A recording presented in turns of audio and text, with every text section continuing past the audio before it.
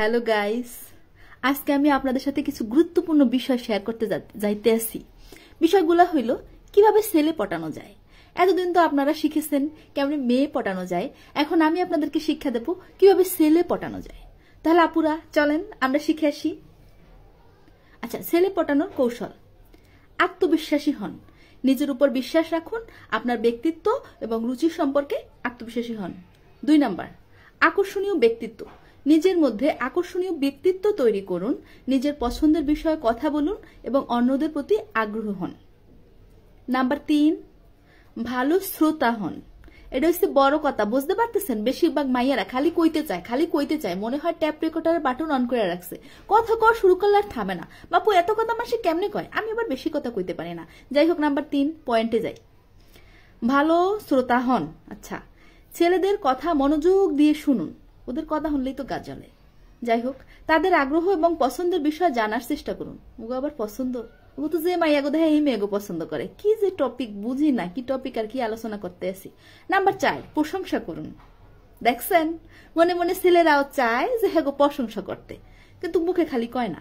যাই হোক, ছেলেদের ভালো কাজের প্রশংসা করুন, তাদের ছোট ছোট অর্জনে উৎসাহ দিন।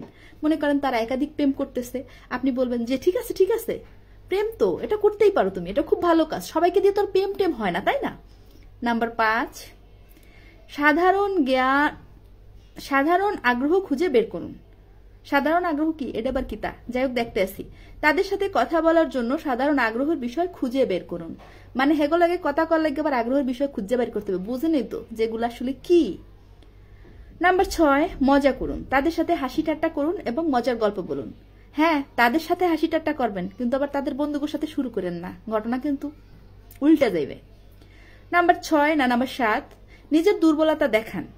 ও মাই গড, আসল পয়েন্ট আয়া পড়ছে। তাদের কাছে নিজের দুর্বলতা প্রকাশ করুন, এতে তারা আপনার প্রতি আরো বেশি আকৃষ্ট হইবে।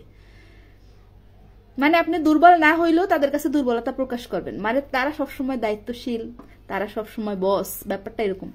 যাই হোক, যোগাযোগ রাখুন, তাদের সাথে নিয়মিতভাবে কথা বলুন এবং দেখা করার চেষ্টা করুন। এইটা যে কই বেড়া তুমি আগেও জানতাম।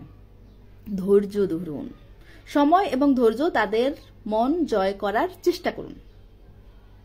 সময় এবং ধৈর্য ধরে তাদের মন জয় করার চেষ্টা করুন।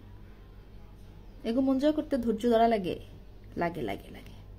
মনে রাখবেন, প্রতিটা মানুষের নিজস্ব পছন্দ এবং অপছন্দ রয়েছে, তাই সবার জন্য একই কৌশল কাজ নাও হইতে পারে।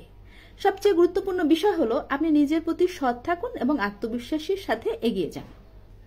কথাগুলো ভাল লাগছে? যদি ভাল লাগে থাকে আপুরা, আপনারা যদি বিন্দু পরিমাণ এতটুকু উপকৃত হইয়া থাকেন, তাহলে অবশ্যই লাইক, কমেন্ট, শেয়ার এবং সাবস্ক্রাইব করতে ভুলবেন না।